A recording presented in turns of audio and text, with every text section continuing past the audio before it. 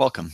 In today's lesson, what we're going to be looking at is middle C and its relevance and where that comes from. So I'm going to be walking through these notes and adding instruments as we go, so you can see which instruments I'm adding, why we're adding it, that sort of idea.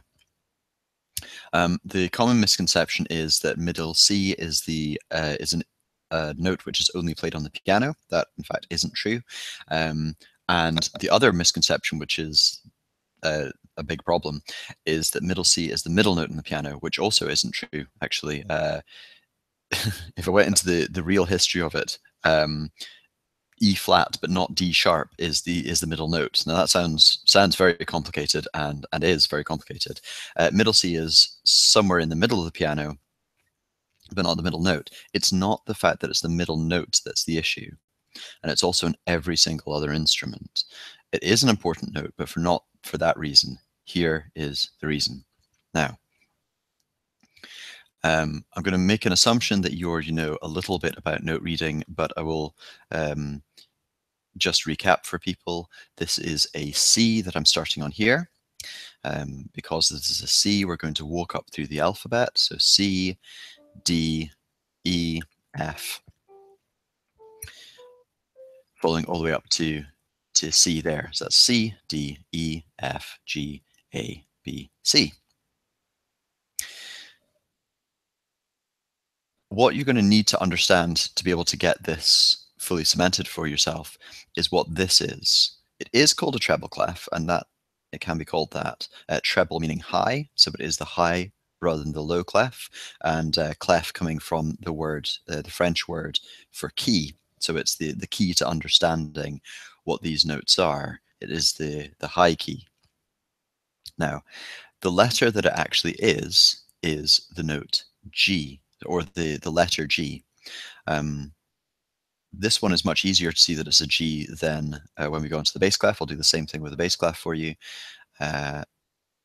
If you remember, or if you imagine, when we started writing notation down, it was a long time ago.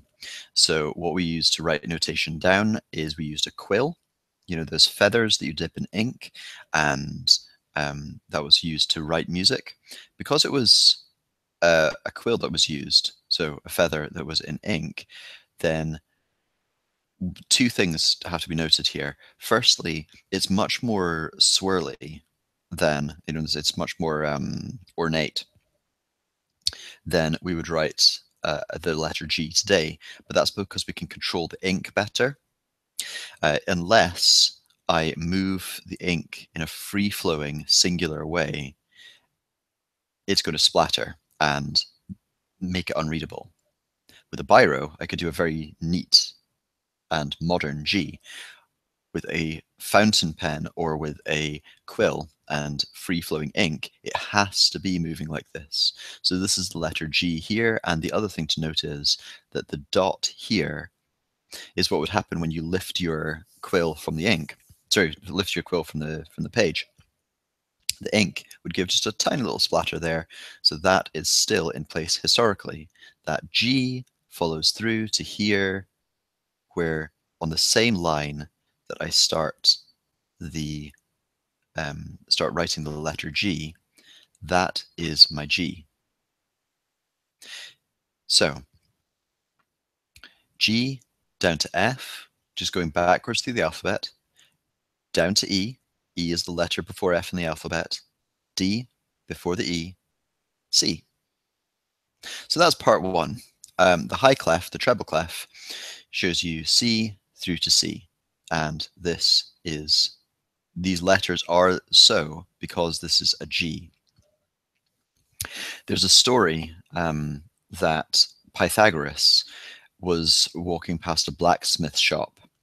He heard the hammer falling on the anvil as the blacksmith was working, and he heard that the initial hit of the hammer, and then that ringing sound you get when you hit something metal, or frankly hit anything. Think about it. When you hit a glass, there's a ringing that comes off it, and the ringing produces another note. This other note is called an overtone. Pythagoras is a mathematician, So he's interested in things relating to each other, which is what maths is ultimately. He wondered, is the overtone always related to the fundamental? And the answer to that is yes. The overtone is always 5 notes higher. Now, this is where it gets relevant to what we're doing today. This is a G. 5 notes lower than a G is C. That's G down to F. That's 1, 1, 2, 3, 4, 5. What I'm going to do is I'm going to add, go into my bowed strings, go to viola, and add that. Now that clef you haven't seen before, maybe, I don't know, you might have done. What I'm going to do, actually I'll do it this way. If I take these notes over here, copy them, go across to here, exactly the same notes look like this on this clef. Let's have a listen.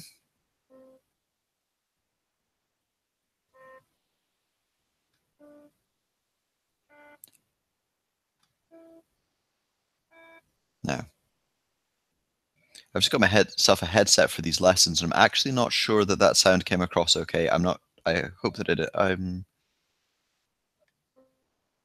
doesn't show up on my monitor that the sound comes across. So this is note flights that I'm using here, and if you set up, run this video again and set up what it is that I'm doing, play back on your version of note flight these notes, and you'll hear they are the same thing. C is in the middle here. This C is in the middle of these two clefs. In the middle of this clef here is the central note, therefore the middle note. By the way, this goes C, D, E, F, and so on. Similarly, this goes C, D, E, F, and so on. It's exactly the same notes. So we have the G falling down to the C. This is because of what Pythagoras noticed, where C, when C is 1, 2, 3, 4, 5, G is 5. And it's actually important for this, yes, but also important for the entire way that we set up the harmonic system. You'll have heard of the cycle of fifths. It's how we would organize chords, all this kind of stuff, but that's not relevant to today's lesson, but for future lessons. We have the treble clef, or the G clef, and down here we have the C clef, and then I'm going to add one instrument at the moment. Again, I'll make it bowed strings so that the sound is similar.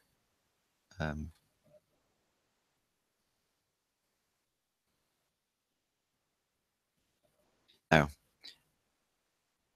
here's the high clef.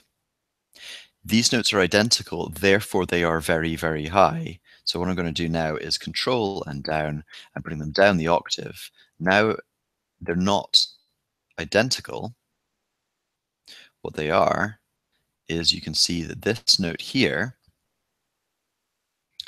is one line different from the staff.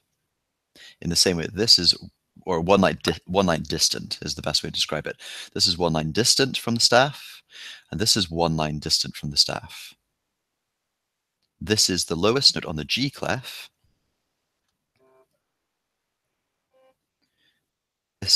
I just control upped there. So this is a C here, one line higher than the bass clef.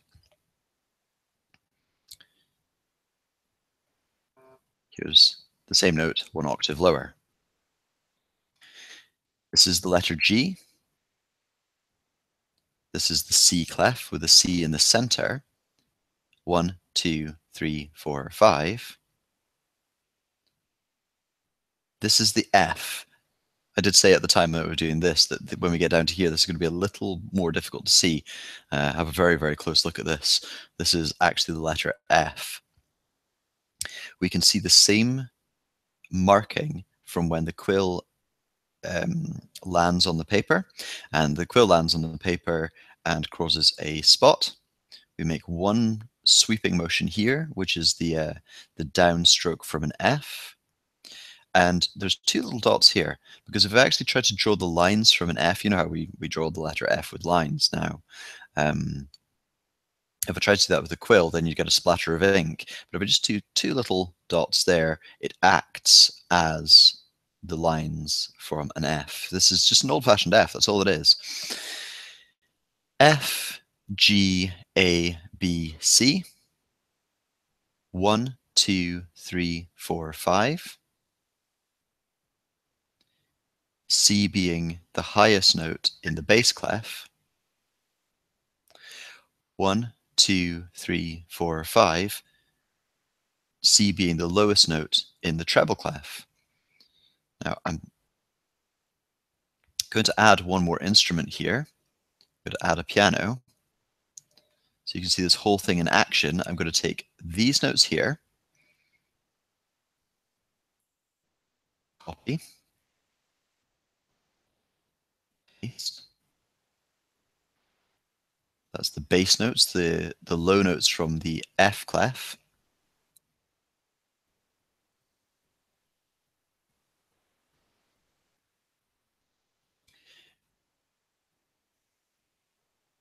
Have a listen to, I don't know if you'll hear this on your version of this video, of this lesson, but as I said, look back at the video, set up Noteflight, go onto noteflights.com, open up a score.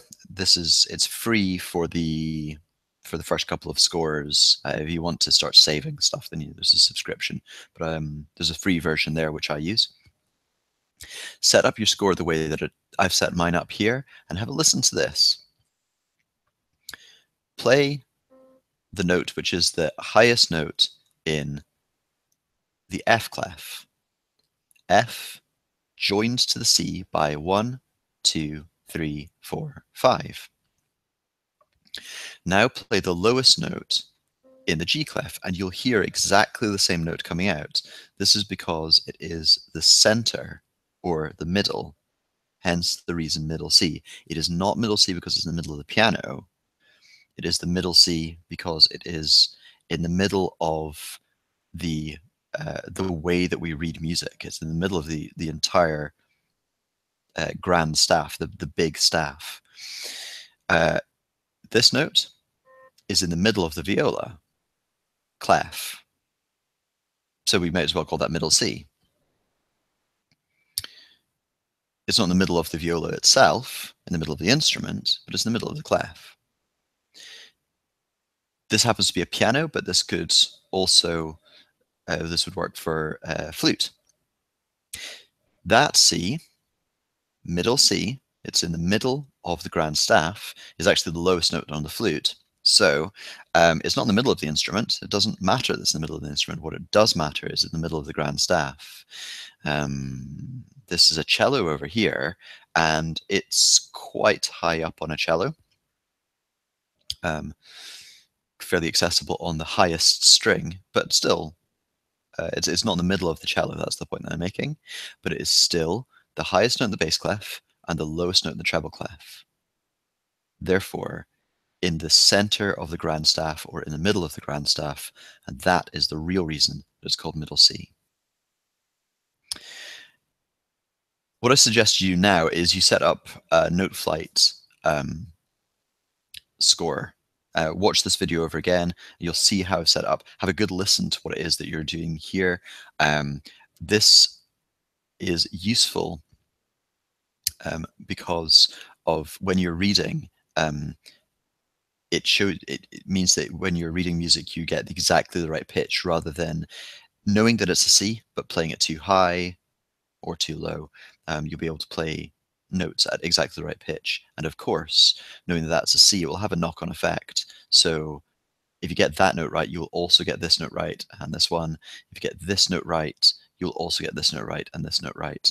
I do come across piano pupils or guitarists particularly have a problem with this.